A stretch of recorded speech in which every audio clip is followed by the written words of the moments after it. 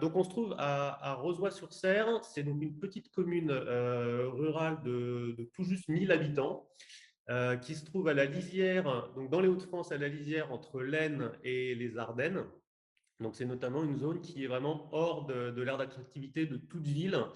On est en gros à 45 minutes de Laon d'un côté et 45 minutes de Charleville-Mézières de l'autre côté. Et c'est vraiment donc une zone extrêmement rurale qui donc a forte vocation agricole, notamment sur cette partie-là, avec beaucoup de grandes exploitations, notamment de betteraves à sucre, avec un paysage qui change dès qu'on passe du côté des Ardennes, puisqu'on a un sol qui est moins propice à l'agriculture et qu'on se retrouve sur des zones beaucoup plus de pâturage. Là, on est vraiment sur la partie, sur la partie betterave avec un paysage qui est encore un petit peu vallonné, un paysage qui est très marqué par le bassin versant des différents cours d'eau, notamment ici de la Serre qui traverse le village.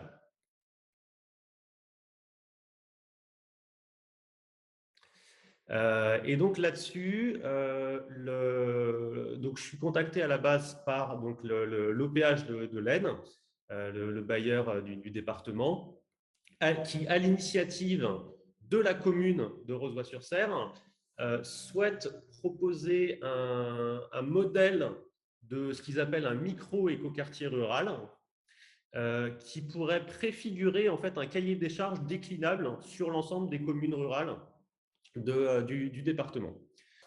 Du coup, c'est un projet qui était extrêmement vague, sur lequel il y avait assez peu de cahiers des charges.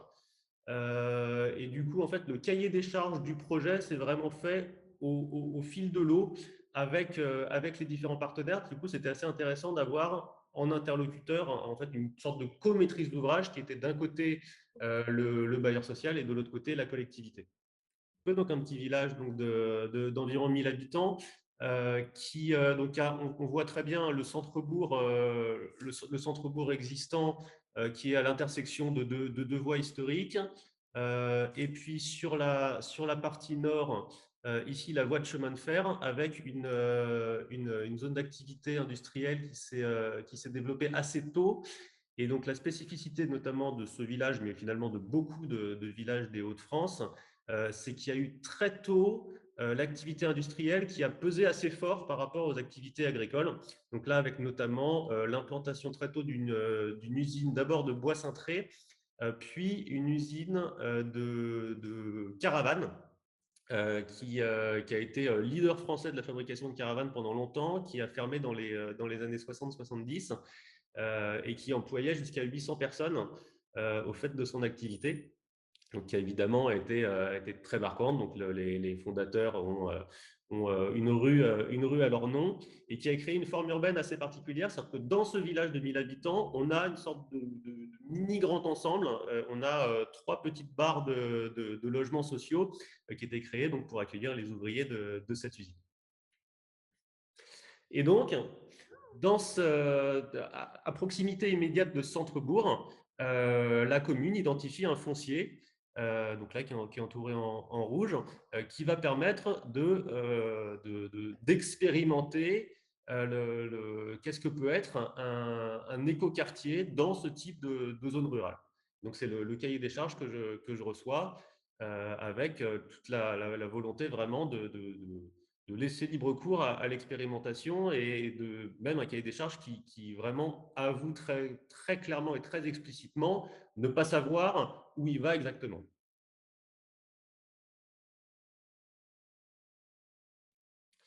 Donc nous, très naïvement, évidemment, on commence à visiter ce quartier, enfin ce bourg. On découvre donc un tissu urbain qui est très varié. Alors des maisons de centre-bourg avec beaucoup d'architecture de belles factures, beaucoup aussi d'habitats assez dégradés. Alors peut-être que la fiche là est pas si représentative, c'est qu'il y a aussi des très beaux bâtiments qui sont peut-être sous-représentés sur cette image. Évidemment, des lotissements pavillonnaires sur toute la périphérie. Le faubourg industriel dont je vous parlais, qui est d'une échelle extrêmement conséquente par rapport à la taille du village. des bâtiments agricoles dans le cœur de bourg, qui rappelle quand même l'historique vraiment qu'on est sur un bourg agricole, et donc ces petites barres de logements sociaux qui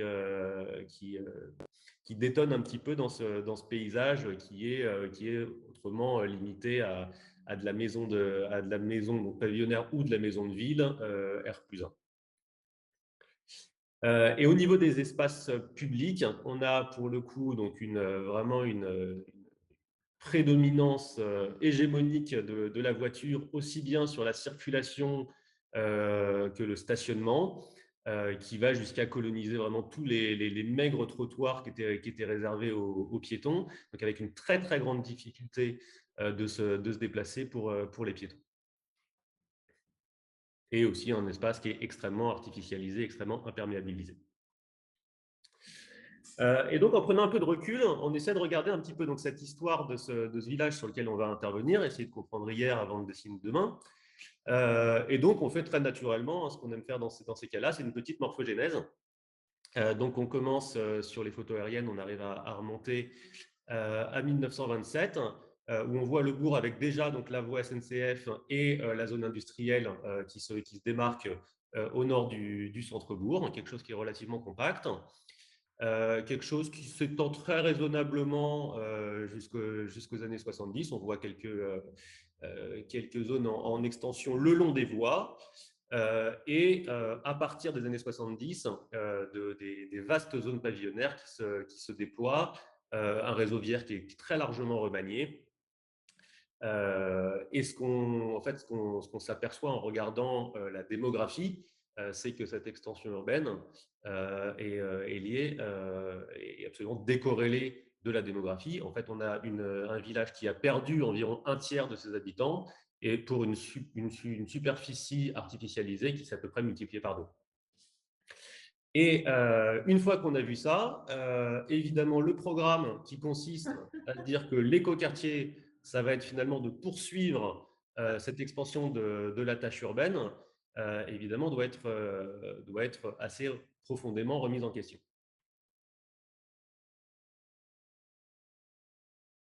Et donc, la première chose qu'on fait pour ça, c'est essayer d'abord d'interroger cette programmation et de dire quels sont véritablement les enjeux d'un écoquartier en milieu rural.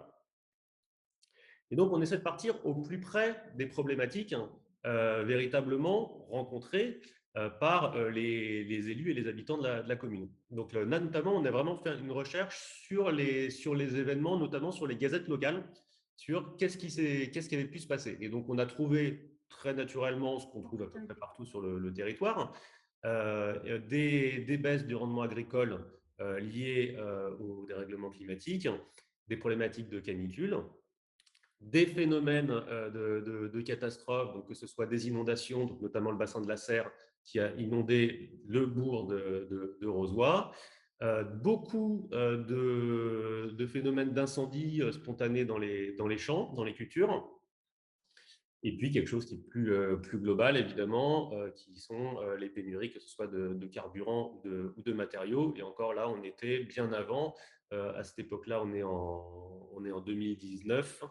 Donc on est avant les problématiques de guerre en Ukraine ou de pénurie d'essence qu'on a actuellement. Et donc, la première question qu'on se pose, fort de l'expérience qu'on a eue aussi donc sur nos projets précédents, c'est de se dire quel est l'imaginaire qui a amené à proposer la construction de cet écoquartier dans le champ qui avait été identifié comme le foncier le plus adapté. Et donc, on a essayé d'un petit peu de questionner cet imaginaire des écoquartiers et donc de regarder un petit peu, déjà très naïvement, qu'est-ce qui se passe quand on tape écoquartier sur Internet, ou alors poser eux la question, quelles étaient les images qu'ils projetaient sur leur projet. Donc les écoquartiers, il y en a des très variés. Donc là, on a un projet qui a l'air, ma foi, très agréable à vivre, qui est à Chanteloup-en-Brie. On a un écoquartier à Noisy-le-Grand, donc zone vraiment directement dans l'aire d'influence du Grand Paris. On a même des choses un petit peu plus loufoques. Alors la question, c'est pas de savoir si on adhère ou pas à ces images. Il y a des images auxquelles on peut plus adhérer que d'autres. La question, c'est de voir que derrière la diversité d'images qu'on peut voir ici, il y a une constante sur ces 3 projets, c'est que c'est de la construction neuve. Et que c'est de la construction neuve qui vient s'implanter sur un paysage, et que l'attractivité de ces constructions neuves vient de l'attractivité du paysage avant la construction. Donc finalement, on se rend compte que souvent l'imaginaire premier de l'écoquartier, c'est un renoncement vis-à-vis de la forme urbaine déjà existante qu'on considère comme non attractive et qui aboutit à la volonté de faire autre chose sur un territoire vierge. Donc c'est une sorte de tabula rasa remise au goût du jour.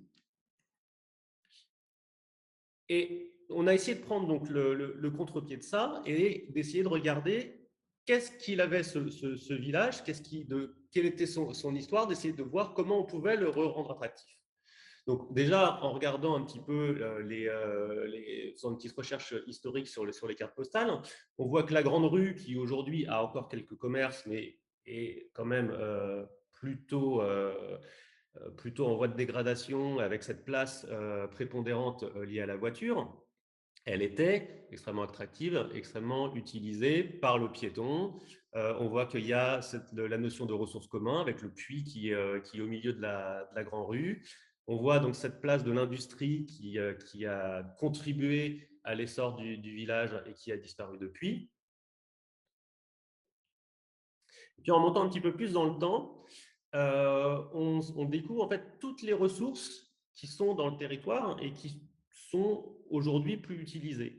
Donc là, par exemple, sur la carte de Cassini, on voit les points bleus sont tous les moulins à eau qui étaient sur le réseau hydrographique, et en turquoise, c'est tous les moulins à vent. Et on voit par ailleurs tout le réseau de petits bosquets. Donc on voit déjà qu'on a de l'hydraulique, qu'on a de l'éolien et qu'on a du bois. Après, en regardant un petit peu la carte des lieux-dits, on découvre tous ces lieux qui s'appellent la briqueterie et qui donc témoignent d'un moment où on pouvait construire avec la terre qu'on trouvait sous les pieds. Donc on sait déjà qu'on a une terre qui est bonne à construire. Aujourd'hui, les briqueteries les plus proches, elles sont en Belgique. Et puis, la ressource, c'est aussi le bâti. Et donc, pour proposer une alternative à cet étalement, on s'est, dans un premier temps, très naïvement baladé dans la ville en essayant d'identifier les bâtis dégradés et tout ce qui pouvait être vacant. Donc, dans un premier temps, ça a été très basique. Ça a été en regardant les volets fermés, les bâtiments qui avaient l'air non utilisés. Et puis rapidement, on a eu l'adhésion de la commune là-dessus qui nous a aidé, qui a été très moteur, identifier tous les bâtis qui étaient soit déjà maîtrisés, soit qui étaient mutables. Et donc on a pu faire cette carte qui nous a permis de voir toutes les zones où on pouvait intervenir avec une grande variété de bâtiments. Et donc ce qu'on a proposé, c'est de travailler non pas un écoquartier, mais un écobourg, qui était en fait la revitalisation globale du village de Rozoy-sur-Serre, avec tout un tas d'interventions extrêmement chirurgicales. Et donc tout le pari qu'on a fait, c'est de prouver qu'on arrivait à faire autant, voire plus, de logements dans l'existant que ce qu'ils voulaient faire dans leur champ.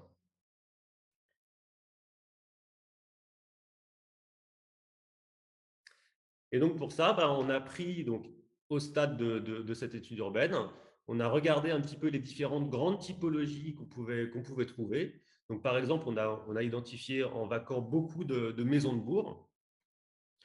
Et on a essayé de voir comment on pouvait les transformer.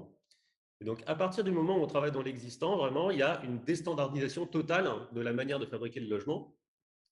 Donc, on voit que, évidemment, l'enjeu principal, c'est comment on retrouve de l'attractivité pour vivre dans le centre-bourg. Pourquoi aujourd'hui, les gens ne veulent pas vivre dans le centre-bourg, mais cherchent de la zone pavillonnaire, c'est qu'on le voit, le centre-bourg n'est pas attractif, il y a des voitures sur le trottoir, l'espace public n'est pas adapté aux piétons. Donc, on subit le centre-bourg, on subit la densité sans en bénéficier de la qualité.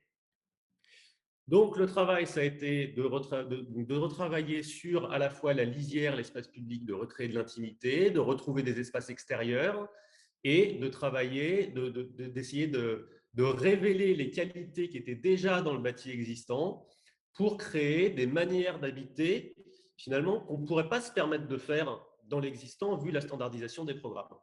Et donc, tout de suite, il a fallu aller dans le cœur du logement à dire, regardez cette maison de ville. Évidemment, aujourd'hui, alors, cette maison de ville, elle n'est pas pour tout le monde. Déjà, pour y accéder, il y a des escaliers. Dans pratiquement toutes les maisons de bourg de Rozoy, il y a des escaliers pour y aller. Donc, ce n'est pas la solution unique et ça ne convient pas à tout le monde. Mais ça convient à plein de gens.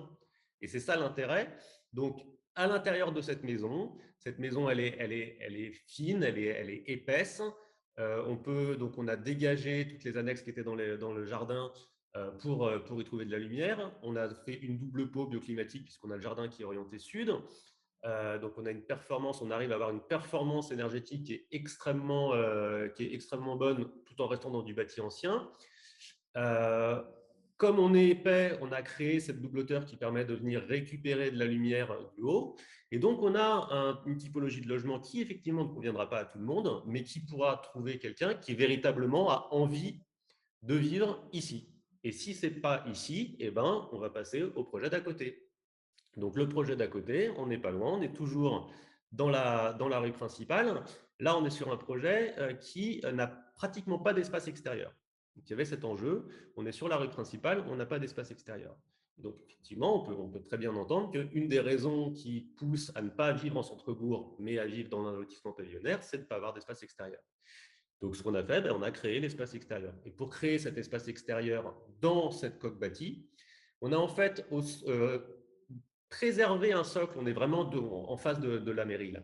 On a préservé un socle qui était un socle d'activité au rez-de-chaussée. Et on a perché la maison au-dessus, qu'on est venu raccourcir pour créer une sorte de grande terrasse qui fait autour de 30 mètres carrés, donc quelque chose de très généreux, qui est préservé de l'animation de la rue principale, parce qu'en fait, on a préservé, on a gardé la façade principale, avec qui est une façade en briques avec ces trois fenêtres comme ça, donc qui donne en plus une identité architecturale assez forte au projet.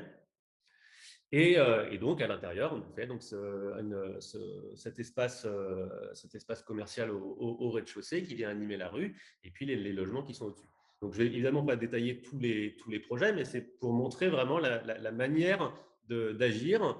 Des fois, on profite, on a des maisons qui sont accolées, qui sont maîtrisables toutes les deux. Donc là, on en profite pour faire plutôt une opération qui est de l'ordre du semi-collectif, on commence à travailler sur des espaces communs, sur un petit studio indépendant qui peut être soit à l'un, soit à l'autre. Voilà, etc.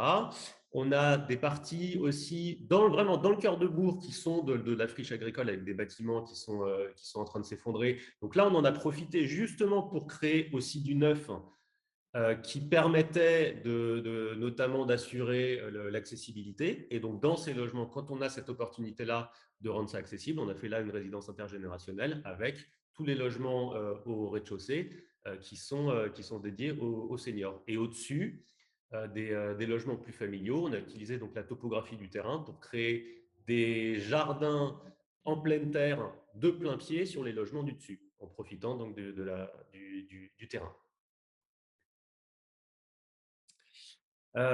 Dernière opération que je souhaitais montrer, c'est donc ces fameux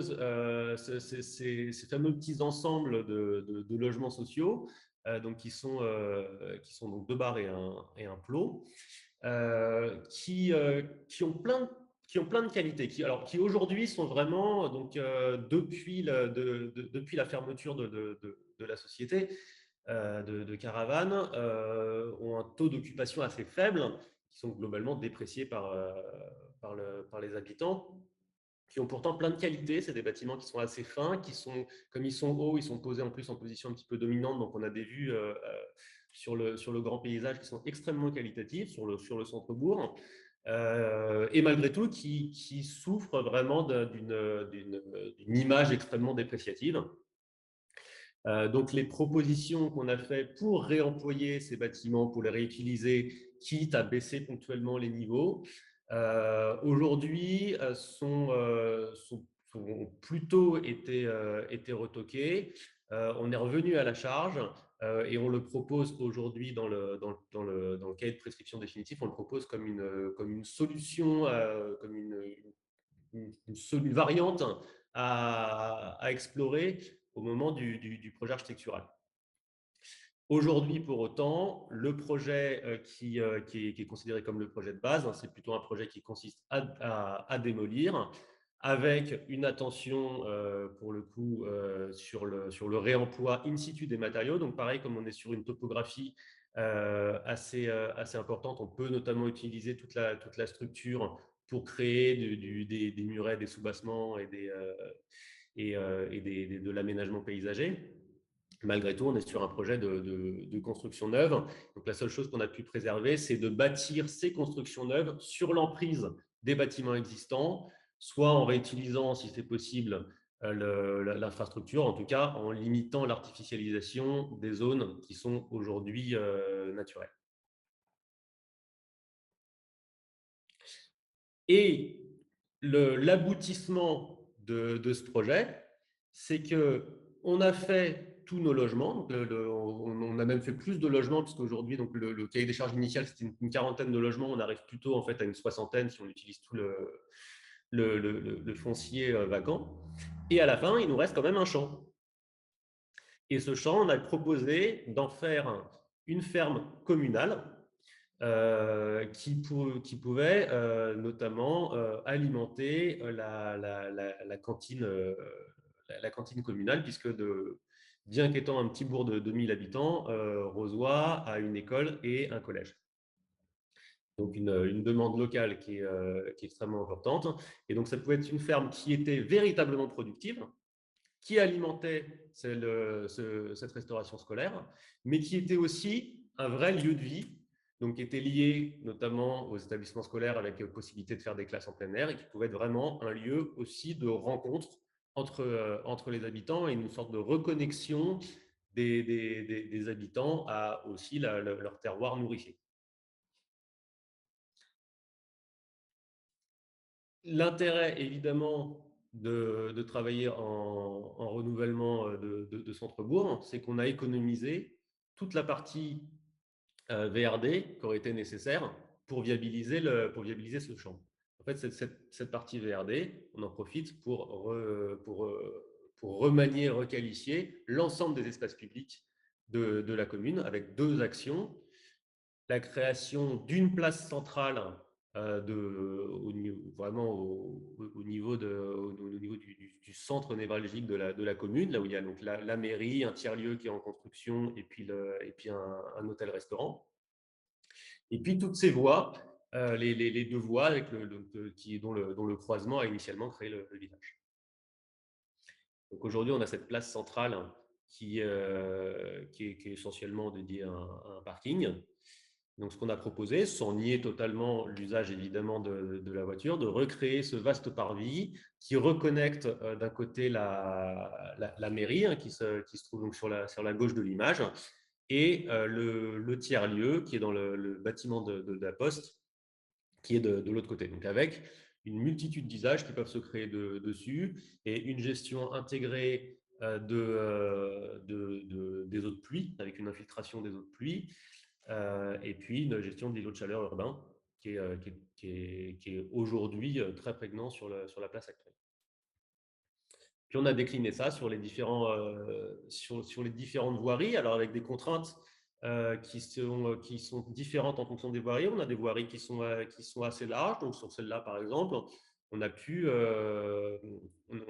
on a pu gérer des parties désimperméabilisées. On a pu mettre à distance une partie piétonne et les différents accès au logement par ces escaliers. En fait, on a profité tout simplement de l'épaisseur de ces escaliers pour créer un filtre végétal qui crée de l'intimité et qui permet aussi de rafraîchir les façades. Il y a des parties beaucoup plus vastes, donc pareil, on a pu s'amuser un peu. Et il y a des parties qui sont beaucoup plus étroites, sur lesquelles il a fallu évidemment composer avec l'existence et aussi le jeu quand on est sur de la revitalisation de centre-bourg. Et donc ça, c'était vraiment la partie projet, on va dire que la mission globalement d'imaginer ce centre-bourg, quelque part, s'arrêtait ici. Et ce qu'on a essayé de proposer, c'est de voir finalement comment, au-delà de la finalité de cette revitalisation, on pouvait plutôt utiliser ce projet urbain comme une opportunité de catalyser un petit peu un vrai projet de territoire et notamment le développement de nouvelles filières. C'est-à-dire que quand on voit 60 logements sur un village de 1000 habitants, c'est évidemment un projet absolument exceptionnel. Donc il y a une vraie opportunité de développer une nouvelle filière.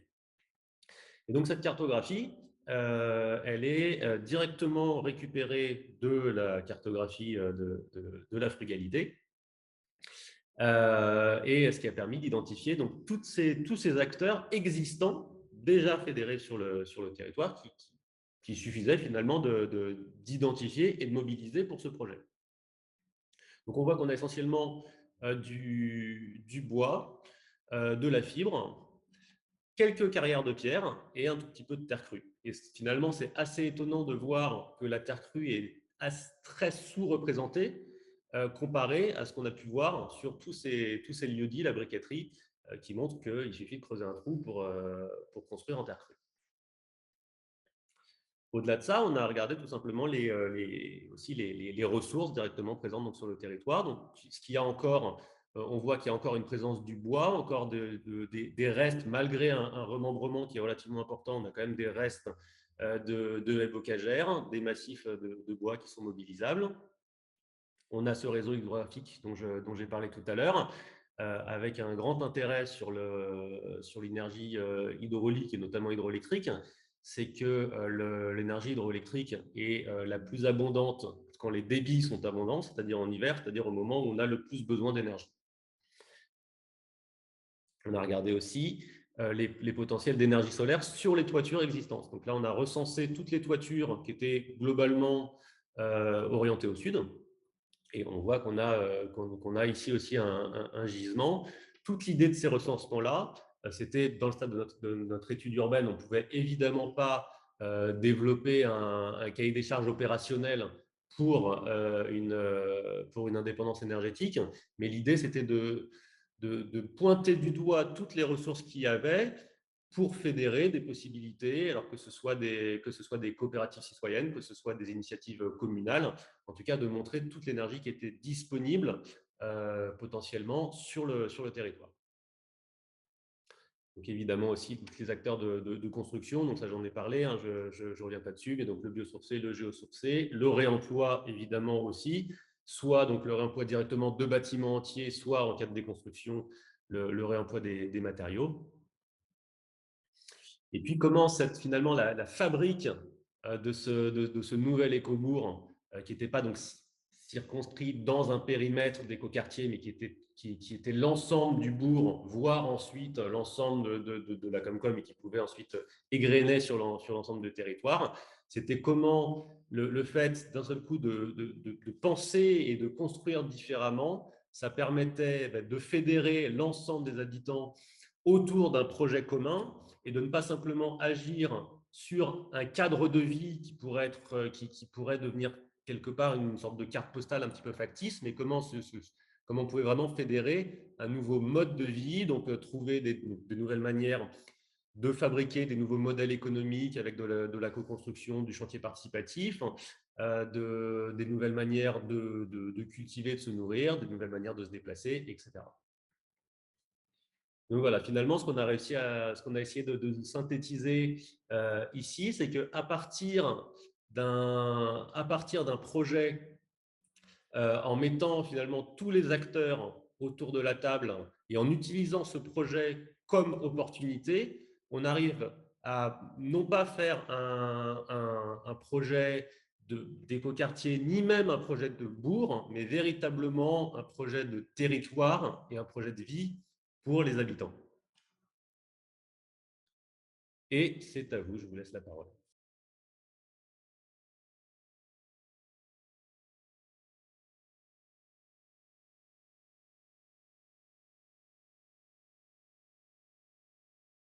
Sur la question du foncier, alors d'abord, c'est évidemment le grand avantage d'arriver très en amont sur un projet qui est préopérationnel. Donc ça, c'est voilà, la première chose, c'est qu'on a pu vraiment arriver sur une commande qui était en fait extrêmement floue, sur une première présentation qui a été qui était vraiment sur lequel on a essayé de jouer une sorte de coup de poker comme ça. Donc on a bien vu qu'il y avait une attente et une ambition qui était forte, mais il y avait non seulement pas de début de réponse de la part de la maîtrise d'ouvrage, mais que même ils avaient bien identifié que la question restait encore un petit peu vague de leur côté. Donc on a pu avoir comme à l'issue de la première de la première réunion, j'ai pu avoir comme remarque, bon, on n'a pas très bien compris, mais ça a l'air bien, donc allez-y. C'était un peu ce genre d'interlocuteur. Mais par contre, vraiment, très rapidement, on a eu, on a eu un très fort engagement de la commune sur cette question du foncier, sur le fait d'identifier d'abord, il y a une partie des fonciers qui était très dégradée, donc que la mairie avait déjà préempté pour faire des travaux simplement de mise en sécurité. Il y a des fonciers qui étaient mutables à court terme. Après, il y a des parties, notamment, donc là, évidemment, les logements sociaux sont un bailleur, donc Plaisance, qui n'a pas pris part dans le projet urbain, mais qui là maintenant est mobilisé sur la partie maîtrise d'œuvre. Donc tout ce que j'ai montré jusque-là, c'est un projet c'était un cahier de prescription, c'était une stratégie urbaine et un cahier de prescription avec un plan guide. Donc reste à voir qu'est-ce qui se passera en opérationnel. Le projet part en maîtrise d'œuvre architecturale là dans les mois qui viennent. D'ailleurs, hein, ça a été une très bonne surprise de voir la vitesse avec laquelle les choses peuvent aller dans des petites collectivités comme ça, quand on arrive à mettre tout le monde autour de la table et qu'on donne envie à tout le monde d'aller dans la même direction. Évidemment, quelque chose comme ça dans une ville plus grande, ça serait parti sur des années. Et après, il y a aussi des fonciers qui étaient des équipements, notamment en fait l'école est en train de déménager, donc on récupère le bâtiment de l'école pour en faire une opération de logement dans lequel on a proposé de faire, donc c'est un bâtiment qui est absolument magnifique, et dans lequel on a proposé de faire une opération d'habitat groupé participatif, chose qu'on espère tenir jusqu'au bout du projet. Et alors après, évidemment, sur la revitalisation des équipements publics, bien évidemment, c'est un enjeu. Là, on sortait effectivement du cadre de notre étude à nous. Là où on s'est battu sur l'étude urbaine, c'était sur la requalification des espaces publics, parce qu'on est absolument convaincu que le projet ne peut fonctionner que s'il y a cette requalification sur l'ensemble des espaces publics. Et que ça pose des sujets de co-maîtrise d'ouvrage, puisque dans ce cas-là, ce serait la collectivité qui serait maîtrise d'ouvrage sur les espaces publics, alors que c'est les bailleurs qui sont maîtrise d'ouvrage sur l'ensemble des projets de logement. Alors, tous les logements sont portés par les bailleurs sociaux, donc l'Opal qui était co-initiateur du projet et Claisance qui aujourd'hui est propriétaire des ensembles collectifs. Là. Donc, on a effectivement écrit un cahier des charges, on a un cahier de prescription qui est écrit pour être contraignant, sur lequel on est allé très loin sur l'ensemble des sujets. La question et l'enjeu qui sera à voir dans les prochaines années, c'est voir à quel point les bailleurs vont jusqu'au bout de ce cahier des charges. Je suis confiant sur le fait que une partie, voire une bonne partie de ces prescriptions seront suivies des faits. Je pense en revanche que certaines prescriptions, y compris des prescriptions qui sont rédigées comme étant contraignantes, seront formulées au fil du projet. on a intégré, c'est-à-dire que justement, on a identifié qu'aujourd'hui, en utilisant tout le foncier, on avait une soixantaine de logements. Le projet, c'est environ 45. Donc, en fait, on a la possibilité d'en laisser de côté certains qui seraient trop complexes parce que trop de sujets, de structures, d'amiante, de plomb, etc. Ça fait aussi partie du jeu. Et un point qui me semble primordial, euh, c'est- c'était c'était presque pas un projet urbain. C'est-à-dire que le fait, je suis arrivé en tant qu'urbaniste, mais en fait, j'ai beaucoup plus travaillé en tant qu'architecte sur ce projet. Parce que justement, ce travail chirurgical nécessitait de rentrer tout de suite dans un très grand détail, même enfin, presque d'un pré-diagnostic des bâtiments. Et, voilà, ça donnait cette capacité d'être un petit peu à hauteur d'homme tout de suite sur l'espace et pas simplement sur une espèce de vision planificatrice comme on pourrait le faire sur un projet urbain. Euh, Après, donc déjà, la première chose, c'est vraiment travailler son argumentaire, essayer d'anticiper les réactions qu'on va avoir en face, que ce soit des réactions d'inquiétude, enfin voilà, des visions différentes. Et puis, il y a un autre point qui est, à mon avis, totalement décisif, c'est le contexte actuel, toutes les crises du Covid, notamment le Covid est absolument, enfin, c'est un argument de vente pour faire différemment le Covid qui est assez génial. C'est-à-dire que moi, la première slide que j'avais présentée de la première réunion, c'était une du Parisien avec une citation d'Agnès Buzyn qui disait « Vous inquiétez pas, ça arrivera jamais en France ». Et c'était daté de 2 semaines avant le premier confinement. Et donc, c'est une manière d'un seul coup de rentrer dedans. Attention, en fait, ça peut ne pas se passer comme on a prévu. Et ça rend, et en fait, tout le monde l'a vécu de manière hyper intime. Et donc, cet argument-là, il parle à tout le monde. Ensuite, il faut l'utiliser et le décliner sur d'autres choses. Et donc maintenant, on peut en plus le décliner avec la guerre en Ukraine, etc. Mais il y a un truc, enfin, c'est d'ailleurs assez terrible si on y pense, mais c'est-à-dire que globalement, c'est que plus ça se passe mal dans le monde, plus on a d'arguments pour vendre notre soupe. Il y a un déclic où d'un seul coup, l'interlocuteur est capable de remettre en question toutes ses certitudes. Alors après, c'est au cas par cas, la certitude, on la remet en question, on y arrive ou pas. Mais ça devient possible parce que tout le monde a vécu dans sa chair qu'une certitude pouvait être mise en question. On l'a vu, hop, on n'était pas confiné, puis hop, 2 jours plus tard, on était confiné. Pour cette question, effectivement, qui nous semblait clé, enfin, nous, on est vraiment arrivé en se disant c'est qui tout double sur cette question de l'attractivité de cette réponse alternative.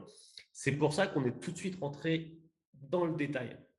Et dans le détail, la première fois, on n'était pas rentré dans un seul bâtiment, donc c'était un enfumage complet. On a imaginé ce que pouvait être le bâtiment en regardant simplement sur le cadastre, et on était même là, maintenant, on est rentré dans les bâtiments, mais il n'y a pas de relevé de géomètre, il n'y a pas de diag, ni amiante, ni plomb, etc.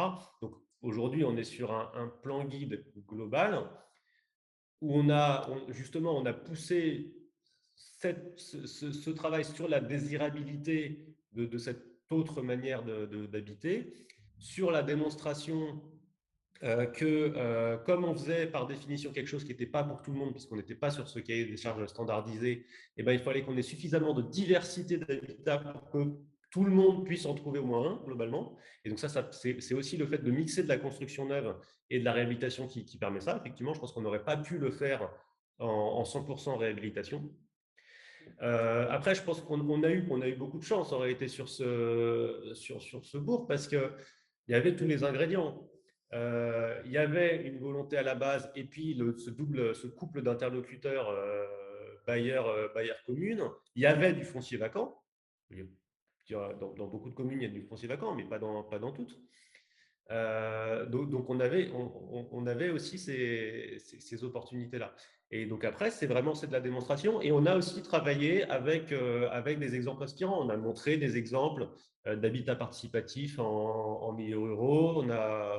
On a montré la maison un peu, qui a été pas mal publiée là, du collectif Encore, des tiers-lieux des tiers-lieux qui s'étaient montés en milieu ruraux. Voilà, on a essayé de montrer aussi qu'est-ce qui était possible. Euh, et assez rapidement, on s'est mis, une fois qu'on avait un peu livré cette masse d'informations, sans doute un peu étouffante pour l'interlocuteur qui s'y attendait pas, on a aussi essayé de suggérer un dialogue et eux de rentrer de devenir aussi moteur de ce projet-là. Et c'est à ce moment-là, je pense qu'ils se sont pris au jeu et que vraiment la mairie est devenue moteur. Par exemple, le fait de réutiliser ce bâtiment de l'école, c'était un bâtiment dont ils ne savaient pas quoi faire. Et donc, en fait, ils y ont vu aussi une opportunité de revaloriser ce bâtiment d'école euh, qui, qui, qui allait devenir un poids finalement pour la commune. Mais je pense que enfin, la difficulté aussi avec ce genre de travaux, c'est que il est vraiment pas du tout duplicable en l'état. C'est-à-dire je pense qu'il y a plein de belles choses à faire dans tous les types de bourgs, mais chacun doit avoir vraiment sa réponse ciblée. Il y a un mot que personne n'a prononcé pour l'instant, c'est l'acronyme ZAN. Alors moi, je reprends ma casquette de service de l'État. Aujourd'hui, notre mission, c'est d'expliquer l'enjeu du ZAN aux collectivités. Et on a en face de nous des collectivités qui ne découvrent pas, parce que ça fait quand même un moment qu'on en parle, mais qui découvrent que c'est maintenant une réalité de court terme et qui sont pour beaucoup angoissés parce qu'on ne va plus pouvoir urbaniser.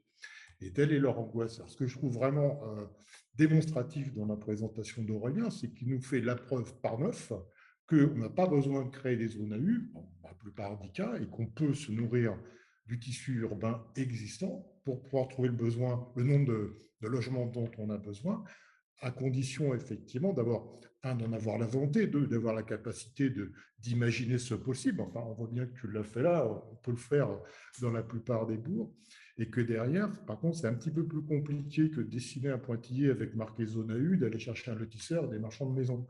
Donc il faut à la fois une ingénierie, cela financer cette ingénierie, mais enfin l'ingénierie, ça coûte quand même moins cher que le béton. Et en effet, il y a des programmes publics. Nous, en Bretagne, et on l'a fait encore aujourd'hui, de montrer la nécessaire convergence entre la démarche éco-quartier. Donc, nous aussi, on a considéré que ça devait être un travail d'acupuncture urbaine et non pas un label abusivement attribué à une opération greenwashing en périphérie du bourg. Donc, la convergence de cette politique-là avec les politiques de programmation financière qui sont cœur de ville, petite ville de demain, et en Bretagne, on a aussi des politiques régionales. Peut-être. Donc en fait, les moyens, on les a. Le projet, souvent, on ne l'a pas. Et en fait, il faut les deux, quoi. Donc, bravo Aurélien pour ce travail que tu as fait et qui pour moi est vraiment démonstratif. On a eu la preuve aujourd'hui dans la commission dans laquelle on était tous les deux, que les solutions, elles existent. Par contre, effectivement, il faut vraiment s'y prendre autrement. Donc, bravo pour ce travail. Je pense qu'il sera une capacité d'exemplarité certainement à utiliser et à valoriser. Donc effectivement, là, on a eu déjà la chance d'avoir les deux interlocuteurs qui sont venus directement, qui s'étaient mis d'accord avant, qui étaient la collectivité d'un côté et puis le bailleur qui apportait une infrastructure et puis un financement de l'étude. Ce qui est effectivement intéressant, il y a aujourd'hui tous les dispositifs, les petites villes de demain, etc., sont totalement absents de la démarche. Et à chaque fois que je l'ai évoqué, notamment dans la première présentation, il y avait toute une partie sur ces dispositifs, sur ces méthodes de financement et sur une proposition que j'avais de démarche qui était beaucoup plus ambitieuse sur le côté participation citoyenne, qui me semble essentiel et que là, pour le coup, on n'a pas pu faire. Donc, qui est dans le cahier de prescription pour les projets ensuite opérationnels et que je voulais intégrer dès cette phase de pré-opérationnel et qui n'a pas pu être faite faute de temps et pour le coup de partage d'intérêt vis-à-vis des élus. Dès qu'on parle de dispositifs nationaux, quels qu'ils soient, les gens décrochaient et ne se sentaient pas concernés. y compris les petites villes de demain, y compris tout l'ensemble des dispositifs. Ils parlaient eux-mêmes d'un écoquartier rural, mais ils ont exclu immédiatement le sujet de la labellisation écoquartier, d'emblée. Par contre, dans le programme, ils demandaient qu'on écrive un cahier des charges duplicable qui permettrait de leur créer un petit label à eux qui pourrait égrener dans le département, dans les autres communes. Donc il y a effectivement ce décrochage extrêmement, vraiment qui est assez impressionnant sur le fait qu'est-ce qui fait que entre deux agents publics, ça ne percole pas, quand bien même on est autour de la table, il y a aussi un président de département. Établissement public foncier, d'ailleurs, l'établissement public foncier non pas des Hauts-de-France, mais du Grand Est, parce que là, c'est Grand Est. Non, c'est Hauts-de-France, c'est ça. On est côté N, ouais, donc on est Hauts-de-France. Ouais. Bah, par exemple, l'EPF Grand Est, moi j'ai vu une présentation récente, intervient aujourd'hui sur justement des centralités bourgs ruraux pour faire de l'acquisition de foncier bâti, hein, et pour mener justement cette politique telle que tu l'as un peu présentée. Alors, ils ne sont pas à ce niveau-là, hein, mais on sent que ça commence à être une vraie préoccupation, y compris pour ces établissements-là, et dont le rôle, pour le coup, est tout à fait concorde avec ce que tu proposes. Et c'est vrai que l'établissement public foncier, c'est un acteur intéressant, parce que lui, pour le coup, il a effectivement une vision territoriale, et donc, s'il arrive à faire la démonstration sur une centralité de bourg d'une opération qui est une réussite, si tu veux, c'est un des acteurs qui est capable, du coup, d'amplifier, en fait, hein, ce type d'action. Ça aussi, c'est intéressant. Mais c'est vrai que ce que tu as présenté là, je ne sais pas si l'établissement public foncier a été mobilisé ou pas, ou il pourrait l'être, mais ça me semble intéressant. Je vais reprendre à nouveau ma casquette d'architecte urbaniste de l'État pour revenir sur la question des politiques publiques. Effectivement, tout à l'heure, on parlait d'écoquartier, c'est bien, c'est pas bien, j'ai envie de dire surtout c'est ce qu'on en fait. Parce que une politique publique, elle peut être le meilleur comme elle peut être le pire, sans vouloir ramener la conversation sur ce qu'on fait ici en Bretagne, puisqu'on est en Bretagne. Nous, on a vraiment eu la volonté d'éviter que ce soit une politique technocratique, d'en faire une politique de projet, d'en faire une politique où justement la cible, c'était de revenir en gros sur ce qu'on a vu tout à l'heure au travers de l'exposé d'Aurélien, que les écoquartiers ne soient pas un alibi pour continuer à faire de la bétonisation en périphérie. Donc tout ça pour dire que ces politiques, elles sont ce qu'on en fait, et il ne faut surtout pas opposer la politique publique avec l'initiative privée, parce que l'une a besoin de l'autre et réciproquement. Il faut arriver, et c'est notre rôle, nous qui sommes des urbanistes, soit dans le public, soit dans le privé, d'arriver à construire cette démarche de projet qui est alimentée à la fois par l'initiative du terrain, l'initiative locale, et puis par les politiques publiques qui amènent aussi les moyens, y compris les moyens financiers, de rendre possible ce qui, a priori, est plutôt difficile. Et la deuxième chose que je voulais dire, c'est que ça fait un peu plus de 25 ans maintenant que je suis architecte urbaniste de l'État, et ça fait 25 ans que j'attends le moment où on passera des intentions à leur réelle mise en œuvre. On est quand même dans la procrastination depuis très longtemps. Pourquoi? Parce qu'on pouvait procrastiner un on très collectif, hein, sans accuser personne. Et je vois aujourd'hui vraiment en 2020, 2022, et je suis ravi entre guillemets, parce que ça fait longtemps que j'attendais ça, une bascule qui fait que tout ce qui était impossible avant semble devenir possible aujourd'hui. Et moi, je suis vraiment heureux d'être encore là à ce moment de l'histoire où on a enfin l'espoir que toute cette belle politique que l'on a, qui est restée de la théorie, commence à devenir des réalités, et surtout que toutes ces initiatives qu'on voit sur le terrain, on en a vu là, mais en Bretagne, on en a également plein aussi, les deux se rencontrent enfin. Voilà donc un message un peu d'optimisme. Et malheureusement, comme on disait tout à l'heure, c'est la crise avec Ernest, hein, qui fait ça. C'est le putain de facteur humain qui fait que l'homme se réveille que quand, franchement, il est au bord du gouffre. Hein. Voilà, mais on y est. Donc maintenant, on est peut-être capable, et j'espère, de ramener la frugalité dans toutes ces politiques. Et je l'ai déjà dit ici, l'urbanisme et la frugalité, ça devrait être un synonyme, voilà, pas un oxymore.